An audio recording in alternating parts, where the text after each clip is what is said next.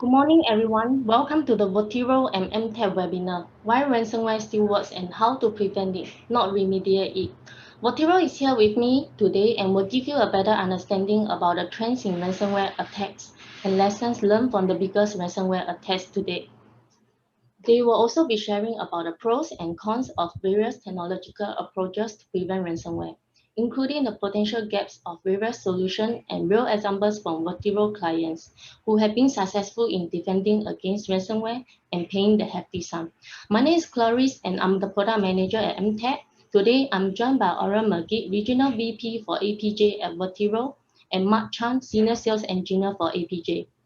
The sessions will be recorded and we will be sending out the files to you once it is available. Please remain on mute throughout the webinar, but feel free to ask questions via the Q&A box. The session today will be approximately 15 minutes with 10 minutes for Q&A session. If we are unable to get to your questions during the webinar, we will answer them directly via email. Now, without further ado, I will now hand over control. Over to you, Oren. Hi, hello everybody. Thank you very much for your time in joining our joint webinar between Votiro and MTech. So I'm Oren. I'm the regional VP for Votiro. I'm with Votiro for the past 4 or 5 years. I'm based here in Singapore, and today I'm gonna tell you some stories about ransomwares, basically. So usually I like to begin most of my presentation with a joke. So I don't know if you identify this, recognize this image. This image is from a very interesting show called Mr. Robot. This guy's name is Elliot in the show, and basically he's a hacker. Yes, if anyone in the cybersecurity, anyone in information security, I highly recommend that you guys watch this show. Anyway, a cyber forensic officer is coming, after an incident, said, "What's happened here?" The employee said, "Hey, we got compromised." So the cyber forensic officer said, "Hey, and how did the hacker escape?" So the employee said, "Well, I don't know. He probably ransomware." I hope you got it. It's ransomware, right? All right. So let's talk about ransomware now, right? So ransomware. I'm going to list here just 3 attacks, famous attacks that took place in 2020, right? In this year. Right, so let's start with the Travelex. Travelex, I think it was a very famous one. So the Nokibi. Basically, what happened is that the company could not perform any transactions that they actually had to do, either the website or the applications, et cetera, et cetera. Basically, they had to pay the ransom, and resource said that they paid around 3.2 million USD. It's one of the highest ransom paid today. Another one that happened was at the ISS. It's another cybersecurity attack. Basically, what happened there is that around 500,000 employees could not access their systems, could not access their emails, could not access their files. And basically, they had to rebuild everything, the entire infra, from scratch. Cost them a lot of money. Again, estimates said between 20 to 45 million dollars. Right? A lot of money. Last but not least, I think this is might be even the most famous one, because this is also targeted. We are all some of us are consumers of Garmin. I think that most of us are familiar with Garmin. So they also got compromised with the ransomware. Basically, all of their wearable devices were offline for almost a week due to the fact that their system were basically compromised. Again, they also they paid a multi-million sum to the attackers. It was undisclosed, but these are only the 3 highlights from this year, right? Okay, so what do we need to do? What do we need to know about ransomware attacks? Now, I'm not going to read everything out of this slide here. I mean, we're going to send you out a recording of this session. We're going to send you the slides so you can actually read by yourself. But I just want to focus on a few points. Look at the first one. It's a 77% of corporate ransomware victims were actually running up-to-date endpoint protection. It means that their existing solution were actually up-to-date, and still they got compromised. Another thing that I'd like to point out is phishing emails are responsible for about 91% of cyber attacks. So email is most probably the #1 attack vectors for attackers today to bring malicious content into the organization. And you can see that also ransomware from phasing emails increased 109% over 2017, right? You can see that the FBI reported that around 1 billion US was spent in ransomware payments. That's a lot of money. We're talking about a lot of money. 76% of the cyber attacks are of the ransomware attacks are basically financially motivated, right? Now, you can see that the large city in the US, Baltimore, in basically the city government of Baltimore, they actually lost 18 million US due to a ransomware attack.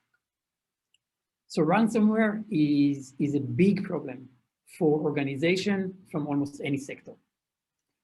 Now, what are the trends here? Okay, first, I mean, we see three main trends. First one would be the big game hunting, right? They're targeting large enterprises, right?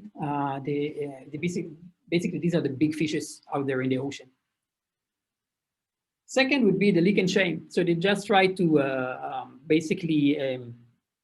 take some illegal or improper content in the organization, and basically,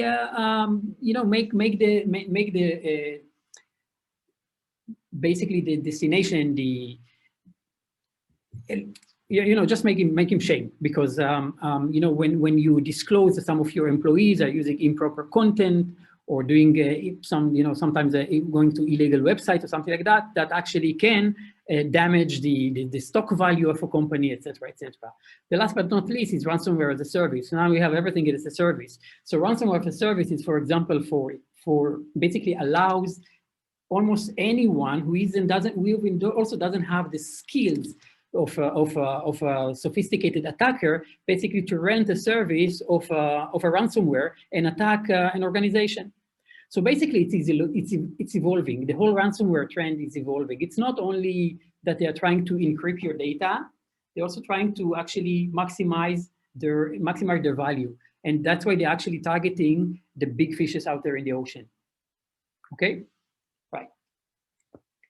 Now, this is a very interesting slide.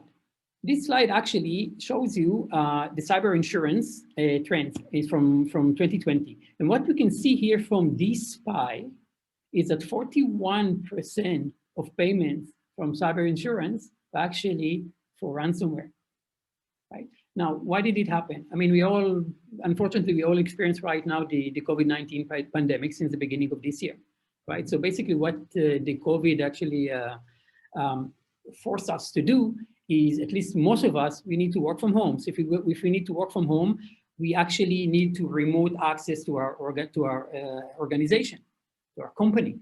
And it's actually open another door for attackers, because they understand that right now they can compromise even my desktop at home, which I use to work, and I need to connect with my desktop from home to my servers at work. And by that, they can actually inject more malicious content and, of course, ransomware into their organization.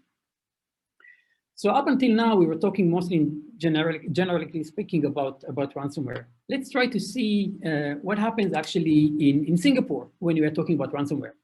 So I think the CSA actually recently released a cybersecurity report, and actually they also spent some time also on ransomware. First of all, ransomware in Singapore been identified in almost any sector: in government, in banking, in infocom, media, and healthcare. Right? I think there's a famous ransomware attack that took place earlier this year. It was in a financial organization, and basically they could not access their files. Okay, they, just like in a typical ransomware attack, they were greeted by this malicious message that if they want access to their file, they need to pay the ransom. And how do you pay a ransom in a ransomware? Most of the time it's Bitcoin, because if you're paying via digital currency, so you'll not be able to track it. Okay, so servers, workstation, and also sometimes desktop actually were affected, and they had to inform the authorities and bring the IR teams And that's it. I mean, we don't have too much information about it. Also, I'm not going to mention the name here. One thing that it is important is that there's an increase in 75% in the cases between 2019 to 2020 in ransomware in Singapore alone. Now, so why does it happen actually? Why do we see that there's this ransomware trend in Singapore and actually increase in attacks? So first of all is that from our observation, usually the Singapore businesses, they are focusing mostly on detection-based solutions and tools. So it means only if something happens, only if they are able to detect something, only then they can actually act upon it, right?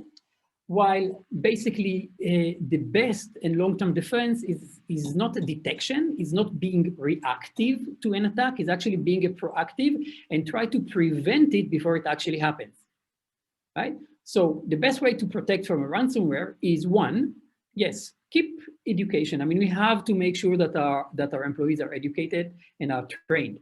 This is something that we have to do. But at the same time, we need to invest in malware prevention tools and not necessarily detection tools. This is very important. And the lesson that we learned from ransomware attacks in Singapore are basically four. First of all, we need to do prevention. We need to invest in prevention tools that will guarantee 100% protection and not only detection. Then we need to look at mitigation, because we need to, this is basically the IR department usually. We need to bring the incident response and see how we can mitigate it. We should continue the training. And of course, we also should invest in data protection.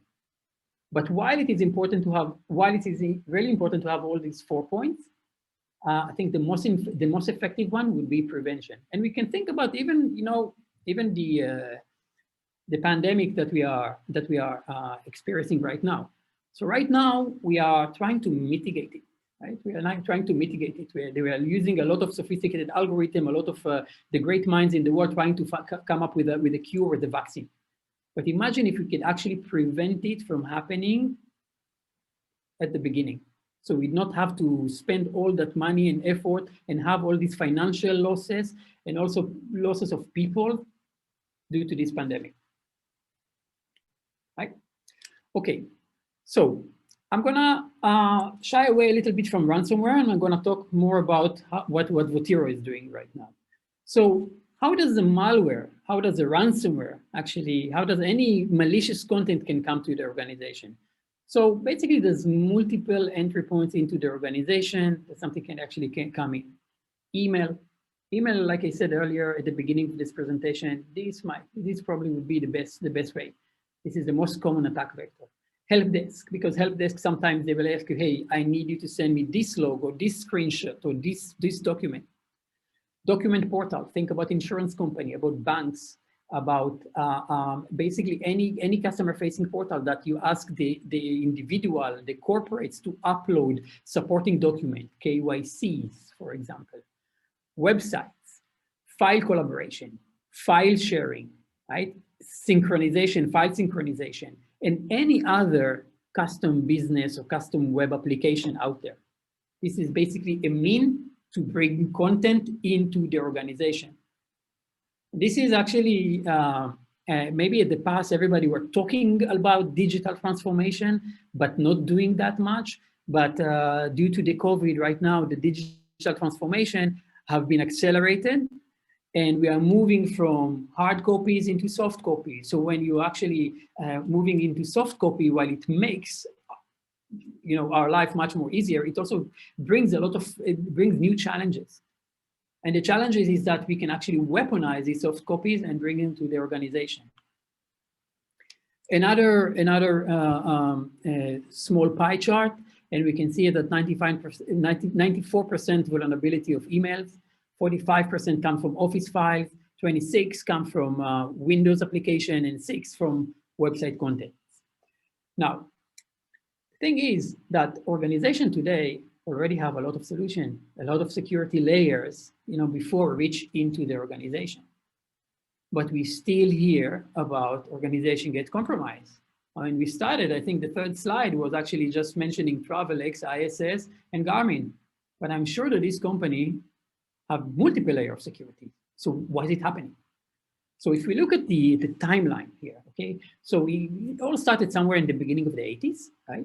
In the beginning of the 80s, we started with antiviruses, and it was a signature-based antivirus.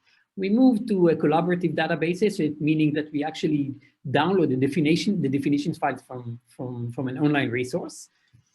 In 2000, the mid 2000, 2004, 2005, it was the sandboxing that we were all introduced to. Right, so sandboxing was basically the biggest promise for cybersecurity because it actually worked. You put the sandbox inside in the mid 2000s, and it actually started to catch a lot of anomalies and a lot of malicious content in your organization. But then the attacker learned about it, and they said, okay, let's try to see what we can do about it. And they found a lot of evasion technique, and then we moved to next-gen antiviruses, which means basically it's prediction-based AI, right? So if this is a prediction-based AI, what does it mean?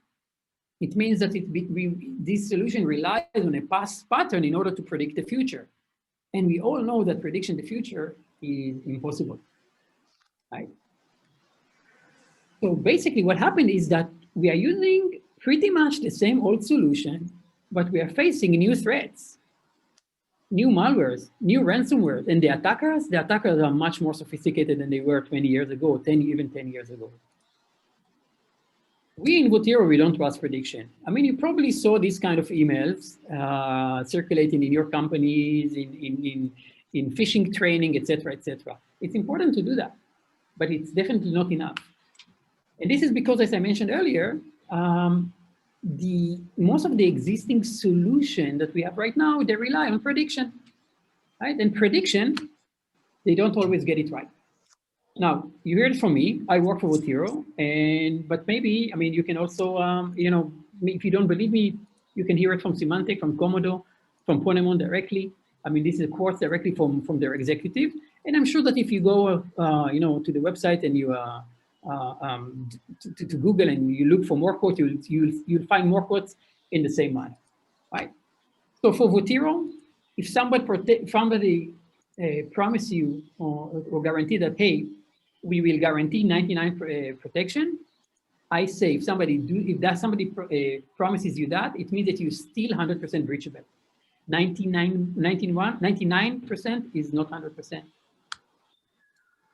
Votiro is actually offering a secure file gateway, which is actually the only solution that ensure that no harmful, no malicious content over a file will ever get into your organization.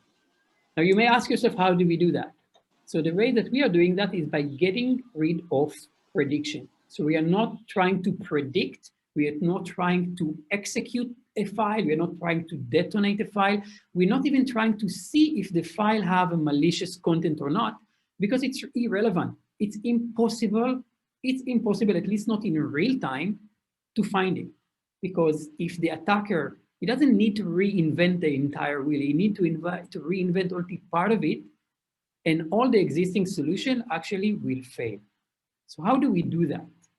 Okay, so we call it positive selection technology, right? So when we get a file, right, first of all, we will recreate the file, and we will keep only the elements of the file that belongs.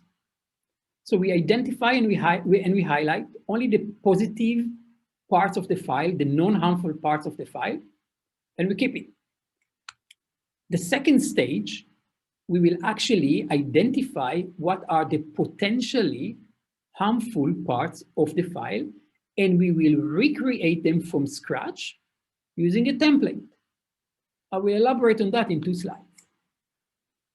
After that, we take all these elements that we took from the file and recreated, and we reconstruct a file. That file in terms of functionality, in terms of appearance, is actually identical to the original one. Again, we call this approach a positive selection technology. So here, you can actually see a little bit more in-depth example. And you can see that we are looking at a Word file. So to the average Joe, when they see a Word file, they think this is just a docx file. But for us in Votiro, we know that docx file is actually a container that inside of it there's multiple numbers of files. There's XML, there's PNG files, and there's some binary files. Now, XML, then we actually start to identify what are the non-harmful elements, and we copy it to the clone that we are creating. As you can see here, there's a file called oledata.mso. This is a binary file inside the world, and the whole idea of this file is to hold a third-party object that you embed into a file, into the Word file. For example, an image, okay, or any other type of a third-party item that you paste into the Word file. Now, this MSO file is where the attacker can actually compromise it. He can actually inject a malicious binary payload that will be executed once you view that file. What we do, we actually rewrite that file from scratch. We do it using a fixed template that is basically dictated by Microsoft in this case, because Microsoft owning the IP of Office document. If this file would be a PDF, so we would actually working through a different type of the guidelines. So, like I said, we take the file, we break it, we identify what we can keep, what we need to recreate, we reconstruct everything, and we deliver a file that is completely clean to use, and we can actually double click on it without any worry. And if we want to see that in an animated view, we can see here, this is a PDF, a resume, and with a malicious binary content injected into it. We don't see it because this is the whole idea of it. The attacker will hide it. And this is before Votiro. And when it goes to Votiro, this is what happened. We copy SE is the safe element of the file, the gray one. We recreate the green ones, which are the potentially harmful parts. And we actually leave the malware behind, because the sanitized PDF is the file that we'll actually provide to the recipient. Now, you saw that this process, at least the animation, was very quick. It's, I would say, around 2 seconds. For us to process a file will take actually less than that, an average file that comes over an email. Right. Okay, by that, basically, this is a secure file gateway. It's a one solution for all the incoming files, from email, from web uploads, web portals, web downloads, assuming that you have a web proxy or an isolation, any custom business application, file sharing, enterprise file, system sharing, etc., etc. Votiro can actually integrate with everything. We also have out of the box a lot of solutions. Now, the nice thing about Votiro is that you will not notice a thing, because the deployment, if you're looking at deployment, it takes less than 10 minutes. It seamlessly integrates with almost any existing solution that you have in your organization. We also provide an API, and the API relies on a RESTful API, so basically HTTPS. So any other application or software or whatever that you don't have in your organization that can actually speak a REST API can definitely be integrated with our solution. And also, if you have a cloud environment, or you have an on-prem, or if you have a hybrid, we actually support both of them. The why Votiro, first of all, is peace of mind. As I mentioned, right now, statistically speaking, we provide 100% safety. Actually, nobody ever have been able to bypass our solution. And we had a lot of government, a lot of red teams, a lot of pen testing teams, a lot of financial institutes taking our solution into a POC, into a trial. And usually what they're trying to do is they say, okay, let's see how we can actually bypass Votiro so we can see the weaknesses. But so far, something that's common to all these entities that tested our solution in that they said, you are the only solution that we could not bypass. Okay, we are sitting on the gateway. So we are not an agent-based solution, we are a gateway-based solution. It means that we are completely agentless, and it's also reduced TCO. Zero interruption to the business. You know, this is very important. Many security vendors out there, when they are trying to tell you, hey, use our solution, basically they tell you, okay, in order to be very secure, you have to compromise on A and B. So we are not saying that you have to compromise. On the contrary, I mean, you deploy Votiro and we will remain transparent to the recipient and transparent to the operation team. I haven't used in this presentation, you know, any negative words such as block, because we are not blocking any files. Because the process that we put the file through, we guarantee that the entire file is safe to use. So we're actually allowing files into the organization, maintaining the same productivity level that you expect. We're not expecting you to basically compromise your productivity, and many times we actually increase productivity. We also provide a very simple and sophisticated dashboard and a management console, so it's very easy to use it. And through that dashboard, you will also be able to generate a lot of statistics and see and basically demonstrate an ROI internally to the management team, et cetera, et cetera. Now, I also want to focus on a quick comparison, okay? So a comparison about different kind of technologies. And I'm gonna open everything here because I try to respect the time, right? And you see that I'm gonna focus on CDR and sandboxes versus Votiro. So Votiro, I mean, maybe some of you already have heard about it in the context of CDR. And basically CDR is a technology, and we actually took the CDR technology to the next level. That's why we call it positive selection technology. CDR by definition is a technology that is supposed to disarm malicious content from file by removing elements. By removing elements, removing macro, removing embedded objects from the file.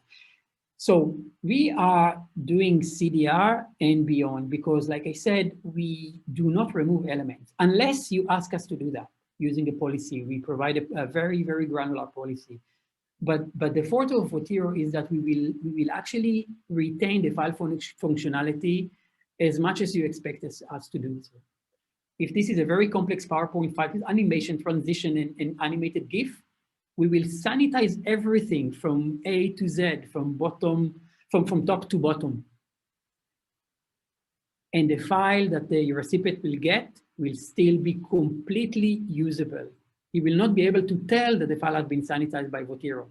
So we'll deliver full functionality, unlike most of the other.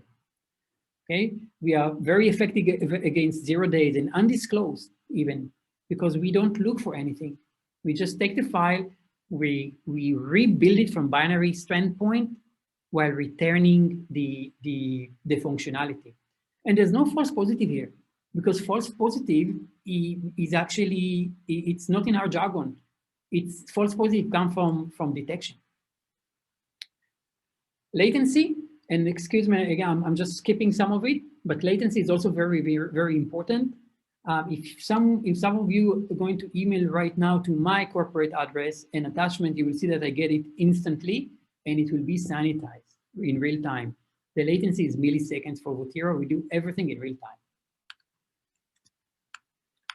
These are some of the use cases that we have around the world and also in Singapore. And as you can see that most of them are for email, for web upload, and for file transfers. Again, I'm not going to read out from these slides. You'll be able to see that later. And in order to summarize, so how positive selection works.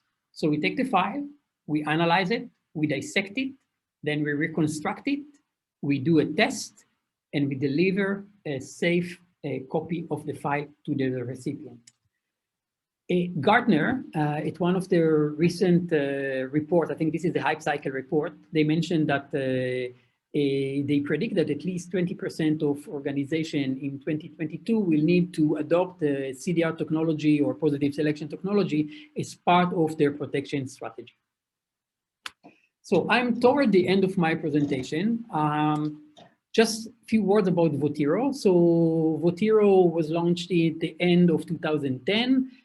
We are an Israeli technology. We have headquarters in the US and in Singapore. We have more than 500 customers worldwide. Some of them are very, very large enterprises. some of them actually sanitizing 6 to 7 millions per month, around terabytes of data per month. We have around 35 to 40 employees. We are financially backed.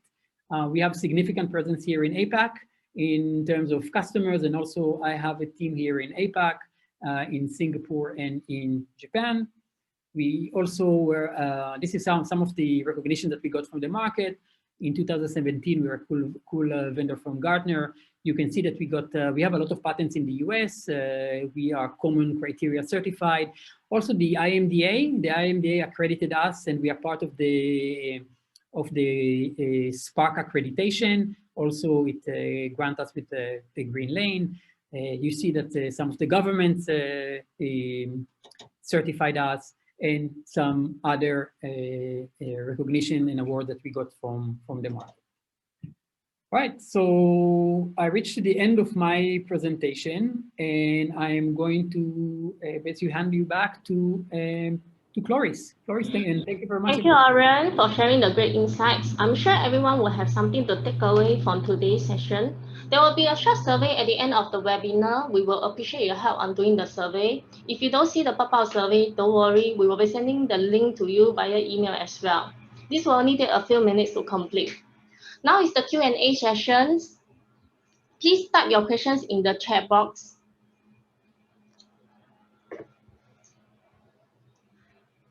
We can see questions coming from Ken. So is your solution actually a CDR, content disarm and reconstruction?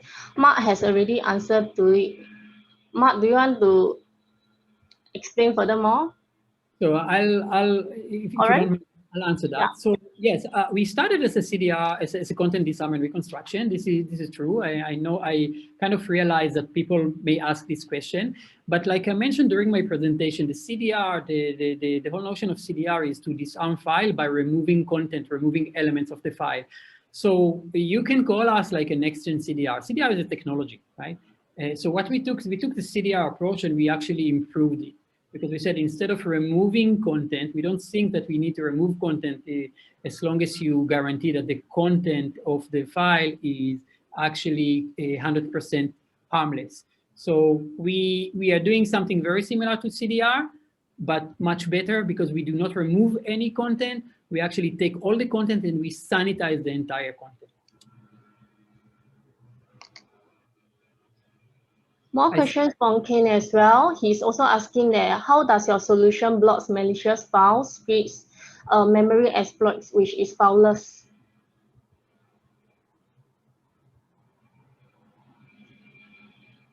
Okay. Okay. So okay. First of all, EXEs, we cannot do a CDR for an EXE, because EXE have a very strict binary structure, executable binary structure. So if you change a single bit in an EXE, as you know, it will actually damage the EXE and it will not be executable anymore. So the only way to deal with EXEs, basically to not allow them into the organization, or put them through a detection-based solution, and then you take a risk here, right? Scripts, I believe that we are talking about macros here. So if this is a macro, so actually we have a very interesting macro approach. And when we are talking about macro approach, it's usually organized. Usually vendors tell you can either block or you can either allow the macros. And when you allow, so we allow you both to allow or block a macro, but we also give you something in between, and we call it suspicious macro. So basically we take the macro, we do some sort of well, in a high level, a static analysis on the macro, and we see if that macro contains a function or an action that is potentially malicious. We will actually trigger that macro as a malicious macro, and we will allow you, through a policy, and everything is automated, to decide what you want to do with this macro. And just to shed some more light on that, potentially suspicious macro can be any function that actually try to execute an activity outside of the domain of the document. If this is within the domain of the document, it's completely harmless. But if it's outside of the domain of the document, like, for example, executing an external program, that may be used for malicious purposes.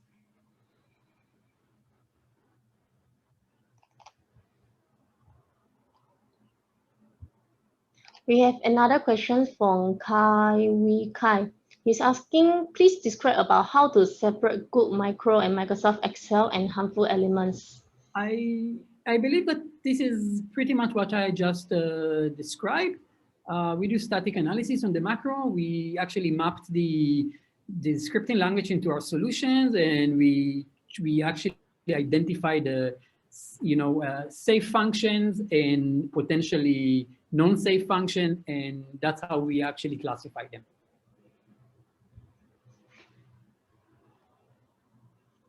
One more question from Ken. How do you deal with PowerShell scripts? Mark, I would need your help here for PowerShell scripts.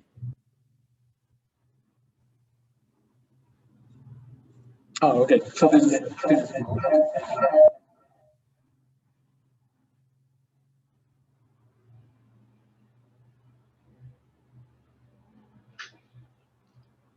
hi, this is Mark. So I guess in most cases, we don't really send PowerShell across to anywhere, anyone.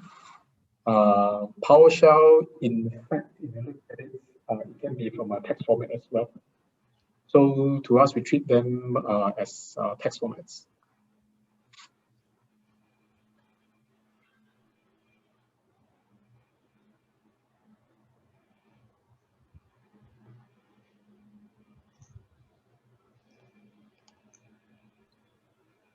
So basically, I think the PowerShell scripts falls under classification of a text file, essentially, because it's essentially it's text, and you cannot actually do a CDR per se for text, because if you change structure, it will actually defeat the purpose of writing the script from the first place. So we can check validation for PowerShell script. We can check validation for some text files, and for PowerShell, it's Mark mentioned.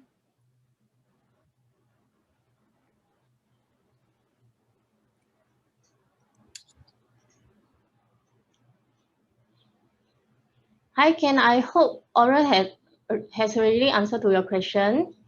While waiting for more questions to come in, I have a question for Oren. Besides the PDF files and email attachments, what other ways threats and malware can actually enter a PC?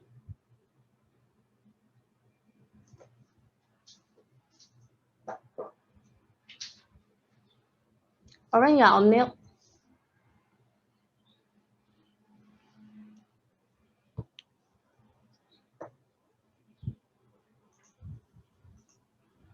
Clarence, can you repeat the question?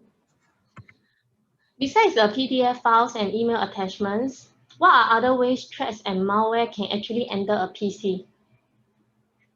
Of course, there are a lot of ways. It depends on, if you talk about PC, usually I will sit down with the customer and their flow of traffic in contact to the external world. Of course, email is definitely one of them. The other cases will be, for example, I could be someone who is like a call center person, right?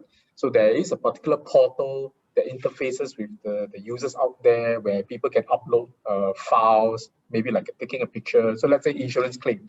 So today, if you want to claim for insurance, you can actually take a picture of your injured arm or take a picture of the receipt from the doctor and upload that. That's a possible way.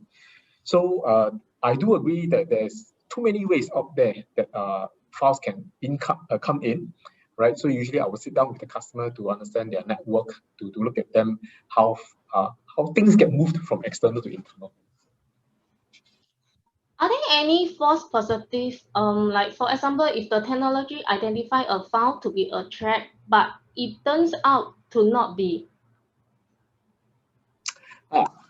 Okay, so I know this term of false positive has always been used. I understand that. So let's take a step back to understand why are we using this terminology called false positive, right? So false positive, as we all know, it comes from the days of us using antivirus, right? A particular detection saying that this is virus, but then it turned out to be false detection and things like that. So if you look at us in Votiro, when we talk about positive selection, we do the reverse, right? We look for the good stuff. So let me, I always give this a very classic example of a money changer. So for us today, let's say we are still able to travel like before. We don't go to a country, we're trying to change the currency, right? I may be holding to some maybe US dollars, and I walk up to a money changer in Japan and I say, hey, I would like to change from US dollars to, because it's widely used, right? USD is widely used. So I would like to change to Japanese yen. So the money changer, after taking your USD, what do? Do they turn around and look at their whiteboard of all their past collected dollar USD bill? So that is still like a detection base. That is still like antivirus what they're doing today. So this money changer is going to do the opposite, the exact opposite, right? As he know, in this world, there's only one authorized US mint that's going to make that USD $100. So he's going to look out for all the things like watermarking, the prints, the ink that's used, and look and feel the notes, right?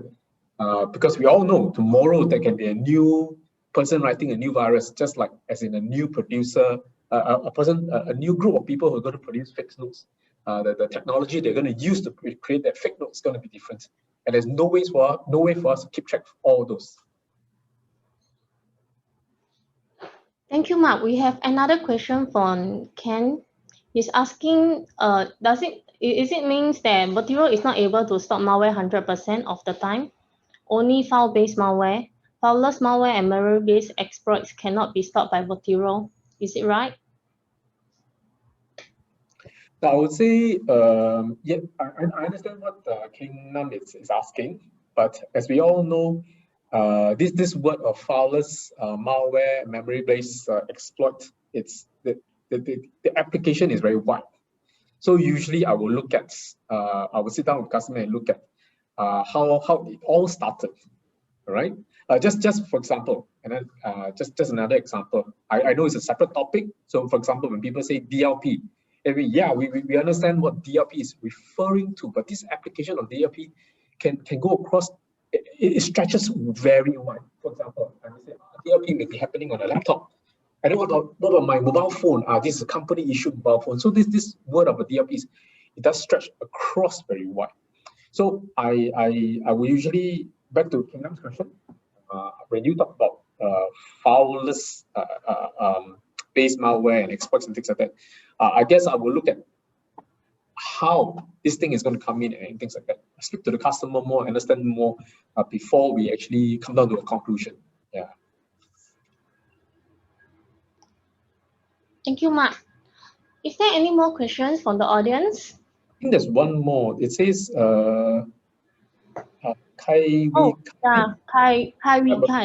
Yeah, on-premise deployment, inline, out of band, or both. So, if you talk about on-premise deployment, so as you know, Votiro is the gateway solution. It can deploy on-premise, of course, and it can actually even cut us away from the internet, air gaps, if you wish, because we're not going to require updates just like the antivirus do. Okay, now that's one. Now, second thing, whether it's inline or out of band or both. Now we do inline. Why? Because we support the different ways moving the file. Number one, we support email, right? As we all know, email when we deploy it, it is an MTA. So from Votiro, there will be MTA that you need to deploy. So MTA, there's no so-called out of band or monitoring mode or things like that. So it has to be inline. So same goes for some of my customers. They say, hey, I would like to move FTP, FTPS files, even doing SMB file share, that kind of stuff. But all these are inline as well. We do have what we call the API module, right? Just like the API server sitting there. You can actually make a REST API call, supply the files to us. So again, when you talk about all this REST API action, these are all inline. It cannot be what we call out of band. Yeah. Thank you, Mark. Is there any more questions?